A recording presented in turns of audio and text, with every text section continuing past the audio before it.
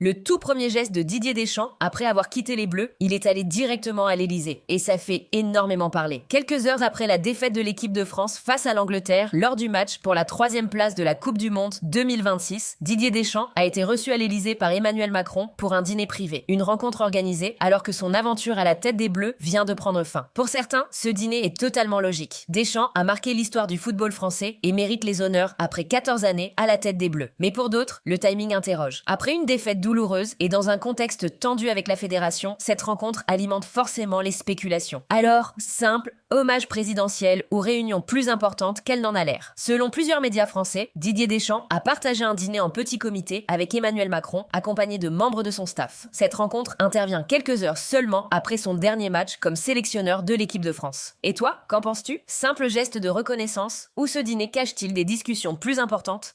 Cristiano Ronaldo vient-il de relancer une énorme polémique contre l'Argentine? Son dernier like fait exploser les réseaux sociaux. Après la finale de la Coupe du Monde 2026, Cristiano Ronaldo a fait réagir en aimant une vidéo affirmant que l'Argentine aurait bénéficié d'un arbitrage favorable tout au long du tournoi. Ce simple geste a rapidement déclenché une vague de réactions sur les réseaux sociaux. Pour certains, ce like n'est pas anodin. Ronaldo enverrait un message clair en soutenant les critiques visant l'Argentine et l'arbitrage de la Coupe du Monde. Mais d'autres estiment qu'il ne faut pas tirer de conclusions hâtives. Un simple like ne signifie pas forcément que Cristiano partage totalement le contenu de la vidéo. Alors, geste volontaire ou simple interaction sans arrière-pensée? Le fait est vérifiable, Cristiano Ronaldo a bien aimé une vidéo devenue virale qui accusait l'Argentine de corruption durant la Coupe du Monde 2026. Cette interaction a été largement relayée par plusieurs médias sportifs et a rapidement alimenté les discussions sur les réseaux sociaux. Et toi, qu'en penses-tu? Le like de Cristiano Ronaldo était-il un véritable message contre l'Argentine ou les internautes en font-ils trop?